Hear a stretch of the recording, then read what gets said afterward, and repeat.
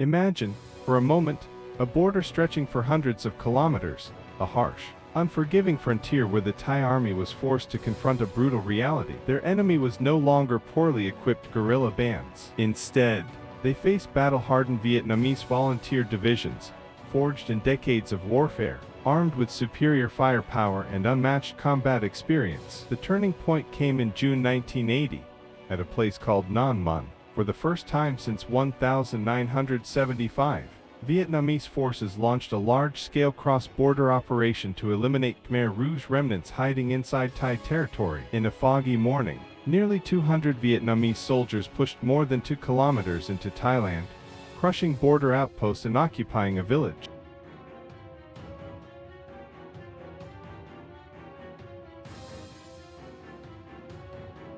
For Bangkok, this was not merely a violation of sovereignty, it was a slap in the face. It exposed their border as an open door. Thai generals suddenly realized that their infantry, when facing seasoned Vietnamese troops head-on, appeared confused, unprepared, and dangerously vulnerable. Heavy artillery and air support had to be deployed to drive the Vietnamese back, but the psychological damage was immense. Panic spread across the capital. From 1982 to 1985. Vietnam continued its hot pursuit strategy, crossing borders to destroy resistance. Battles at Hill 402 and along the Trat border revealed a harsh truth. Vietnamese artillery was so precise and overwhelming that it could neutralize American-equipped Thai batteries. For the first time, the nightmare of a direct advance toward Bangkok no longer seemed unrealistic. Each shell falling on border villages carried a terrifying message. The war was closer than anyone dared to admit. Thailand declared nationwide red alerts. Tens of thousands of civilians were evacuated.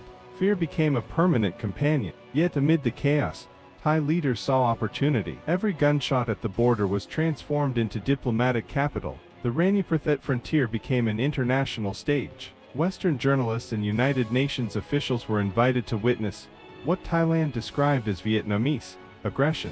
These clashes helped Bangkok persuade Washington to reaffirm its security commitments under the Manila Pact. Emergency military aid began flowing in: tanks, F-16 fighters, surveillance radars, bomb craters and minefields became magnets for money and technology. War, paradoxically, became profitable. At the same time, more than 500,000 Cambodian refugees flooded into Thailand. These camps were not merely humanitarian shelters. They became mobile buffer zones. Resistance factions blended into refugee populations to recruit fighters and treat the wounded. Meanwhile, Thailand received billions of dollars in international aid.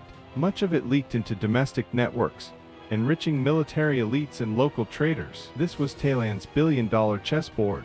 Cambodian suffering and Vietnamese pressure were converted into global sympathy and financial inflows. Bangkok quietly built a closed military-economic ecosystem unmatched in the region. But every game has limits. By the mid-1980s, Vietnam launched Campaign C5, constructing massive defensive barriers, minefields, and trenches along the Thai-Cambodian border. Supply routes were sealed. Safe zones disappeared. Now Thai forces faced direct pressure from Vietnamese main divisions. Cross-border artillery duels became daily events. Tanks stared at each other from machine gun range. Vietnam's persistence forced Thailand into bolder diplomatic moves, drawing China into launching attacks on Vietnam's northern frontier to ease pressure. These battles were never about nameless hills. They were about exhausting the enemy's resources. While Vietnam poured billions and countless lives into an endless border war, Thailand, under US and Chinese protection, quietly completed its military infrastructure and prepared for transformation. The cruel irony was unmistakable. While soldiers died in jungle battles, Bangkok laid the foundations of an industrial empire. Fear pushed Thailand to modernize everything: communications, administration, economic planning, under a wartime mentality aimed at long-term growth. By the late 1980s, as gunfire faded, the world was stunned. Thailand was not exhausted, it was stronger than ever. How did a nation once trembling under Vietnamese artillery become Southeast Asia's financial and industrial hub? The answer lay in secret economic arrangements hidden behind military operations. Behind every battlefield maneuver stood financial negotiations, quietly redirecting billions into development projects. While shells exploded at the frontier, Air-conditioned offices in Bangkok executed a national transformation. Thailand learned not only how to survive war, but how to monetize it. In the early 1980s, Thai diplomacy marketed the country as the frontline state, the last shield of the free world against socialism in Southeast Asia. Vietnam became a strategic asset. Every shell and rainiport that justified more aid from Washington and more investment from Tokyo. If Thailand fell, officials warned, global trade routes would collapse. The world could not afford that. As a result, Thailand received resources that might otherwise have taken decades to accumulate. American assistance expanded beyond weapons into massive development packages. Then came Japan. After the Plaza Accord, Japanese corporations searched desperately for safe production bases. Vietnam was isolated. Neighbors were unstable. Thailand looked perfect. Politically stable, militarily fortified, logistically modernized. Highways built for troop movements became industrial arteries. Strategic ports like Satahip evolved into export hubs. War infrastructure became economic infrastructure. While Vietnamese and Cambodian blood soaked the forests, Thailand harvested foreign direct investment. Its prosperity was built on Vietnam's isolation. Bangkok successfully lobbied to maintain international sanctions against Hanoi, eliminating its strongest potential competitor. The longer the Cambodian conflict lasted, the more time Thailand had to widen the economic gap. Another goldmine lay in the border economy.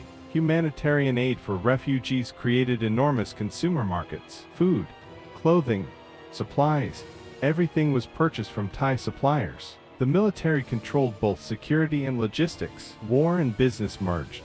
These revenues fueled the rise of powerful family conglomerates that would later dominate regional markets, including Vietnam's. Bangkok transformed. Once a rest and recreation city for American soldiers, it became a financial powerhouse. The fear of Vietnamese T-5 for tanks forced higher productivity, tighter discipline, and strategic thinking. Thailand learned that real security came not from weapons alone, but from an economy too valuable to destabilize. Prosperity became armor. Soft power countered hard power. Yet history was shifting. By the late 1980s, the Soviet Union weakened. Global détente emerged.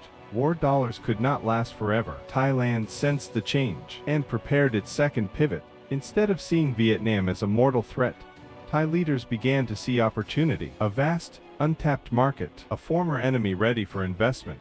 How could a country that once demanded sanctions now become Vietnam's closest economic partner? Simple. Fear had accumulated capital. Now capital would be reinvested. The slogan, "From battlefield to marketplace," was born, not from compassion, but from ruthless pragmatism. Thai conglomerates entered Vietnam even before the guns fell silent. Profit replaced gunfire as the new measure of power. Meanwhile, global politics changed. Soviet reforms weakened Hanwha protection. In Thailand, Prime Minister Chatichai Chunhavan's government embraced a new strategic vision in 1988. Confrontation gave way to economic penetration.